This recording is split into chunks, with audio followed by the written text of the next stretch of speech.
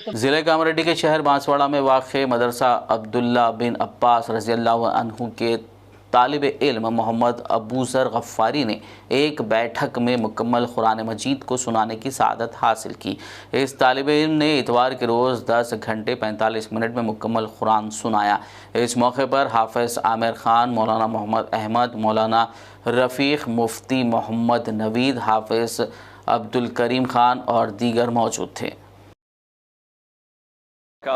ناظرین، جیسا کہ آپ طالب علم کو دیکھ رہے ہیں، ان کا نام ہے شیخ ابوذر ولد شیخ نظام الدین صاحب اکلارا۔ مدرسے عبداللہ بن عباس رضی اللہ تعالیٰ عنہ کا ایک اصول ہے کہ جو بھی مدرسے سے طالب علم فارغ ہوتا ہے اس کے لیے ضروری ہوتا ہے کہ وہ ایک بیٹھک میں قرآن عظیم الشان سنائے۔ تو الحمدللہ یہ شیخ ابوذر 3 سال کے مختصر مدت میں حافظ قرآن بنے ہیں، اور الحمدللہ آج صبح ٹھیک 4:30 سے قرآن عظیم الشان ایک بیٹھک میں سنانے کی کوشش کیے ہوئے ہیں، اور تقریباً 3:15 40 سیکنڈ پر کل ملا کر 10 گھنٹے 45 منٹ 40 سیکنڈ پر انہوں نے قرآن عظیم الشان سنا دیا ہے۔